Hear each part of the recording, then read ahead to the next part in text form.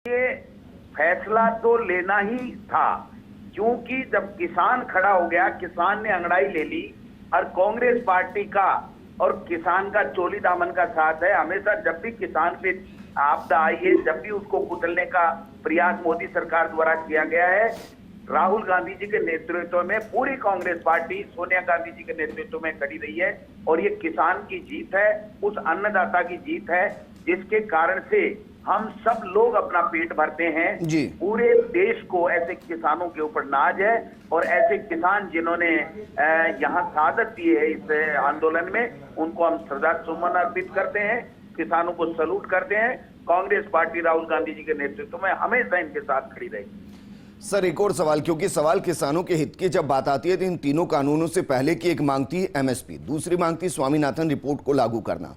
क्या इसको लेकर प्रदर्शन अभी भी जारी रहेंगे? कांग्रेस की मांग आगे भी जारी रहेगी? से एमएसपी की मांग हमारी किसानों की प्रमुख मांग है, उसको लेकर के और इन दोनों मांगों को लेकर के हम लोग कांग्रेस पार्टी राहुल गांधी जी के, सोनिया जी के नेतृत्व में किसानों के साथ पहले भी खड़ी थी, आज भी खड़ी है और आगे भी खड़ी रहेगी। एक और सवाल सर, क्योंकि डॉक्टर मनमोहन सिंह ने पहले कहा था कि व्यापार को ओपन मार्केट मिलना चाहिए, कृषि को ओपन मार्केट मिलना चाहिए।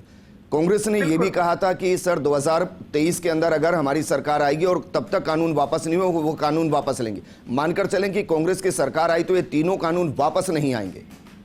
नहीं, 100% नहीं आएंगे। किसान के हित के ही कानून आएंगे और किसान के हित में ही फैसले होंगे। पहले भी किसान के हित में फैसले किए हैं और आगे भी कांग्रेस पार्टी हमेशा, और न्याय योजना जो राहुल गांधी जी ने दी थी, उस न्याय योजना को भी हम लोग आगे लागू करेंगे, जिससे चाहे किसान हो चाहे गरीब कोई भी हो, उसको 72,000 रुपए मिले, निश्चित रूप से मिले।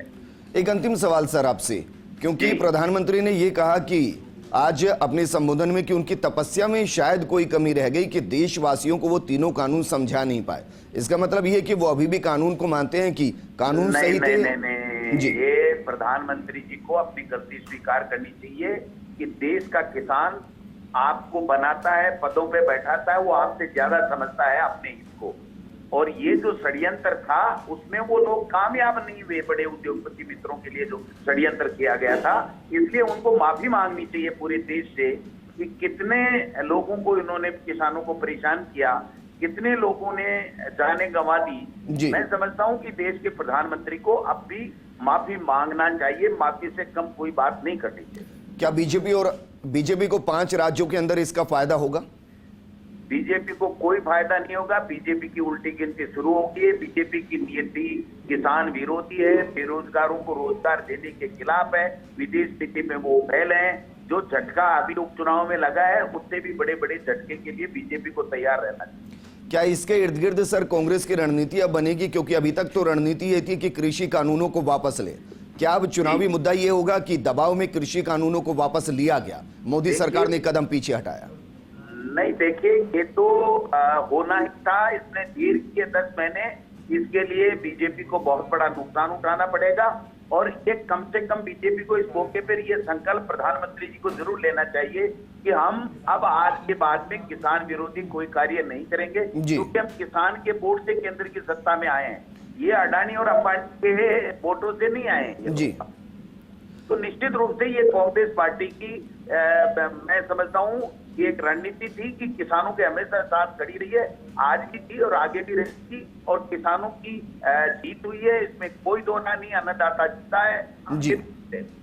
सर, किसानों के लिए एक सरकार योजना चलाती है, कृषि सम्मान निधि, जो 6,000 रुपए के आसपास साल में दिए जाते हैं। खबर यह है कि अगले महीने जो किस्त आने वाली है उसमें इसके अमाउंट को बढ़ाया जा सकता है। आपको लगता है कि उसके जरिए किसानों को साधने की कोशिश?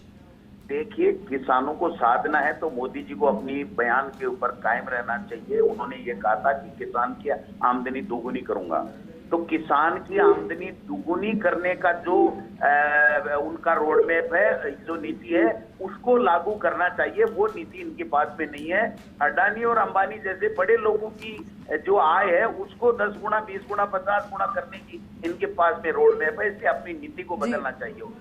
सर, अंतिम सवाल, क्योंकि सुप्रीम कोर्ट की गाइडलाइंस पर सुप्रीम कोर्ट की तरफ से एक कमेटी बनाई गई थी जो इन तीनों कानूनों को लेकर अपनी रिपोर्ट दे रही थी। 20 मार्च को रिपोर्ट दी जा चुकी है। क्या कांग्रेस ये मांग करेगी कि उस रिपोर्ट को सार्वजनिक किया जाए? इनको पता लग गया कि हमारे खिलाफ सब कुछ होने वाला है और बड़ा झटका उनको लगने वाला था, इसलिए उन्होंने चाहे दूसरे तरीके से उन्होंने अपनी बात को, अपनी जो गलत नीति थी उसको छुपाने के खूब प्रयास किए हों, लेकिन इस जनता के सामने इनकी सच्चाई आ चुकी है। सुप्रीम कोर्ट भी इनके खिलाफ करता, किसान भी फैसला इनके खिलाफ कर रहा है और आम आदमी भी इनके खिलाफ फैसला कर रहा है। ये सब अब मोदी जी को पता लग रहा है। मैं समझता हूं कि देर आए दुरुस्त आए, कम से कम किसान जीता है और किसान हमेशा आगे जीतता रहेगा। डोटासरा जी, एक महत्वपूर्ण सवाल ये भी है, क्योंकि अभी किसान नेता से भी हमारी बात हुई, उन्होंने कहा ये तो सरकार ने जो कानून थोपे थे वो वापस ले लिए हैं, पर हमारी प्रमुख मांग एमएसपी को लेकर भी है। बिल्कुल, मैं सही कह रहे हैं आप। बिल्कुल, किसान नेता जो कह रहे हैं एमएसपी लागू हो पूरी तरीके से, एक बात ये है। और किसान की आमदनी जो दुगुनी करने के वादे इन्होंने चुनाव से पहले किए थे, 2 बार इनकी सरकार बन गई, लेकिन उस दिशा में इन्होंने कोई काम नहीं किया। उस दिशा में भी इनको काम करना चाहिए अपने वादे के मुताबिक। बिल्कुल, बहुत बहुत शुक्रिया गोविंद सिंह डोटासरा।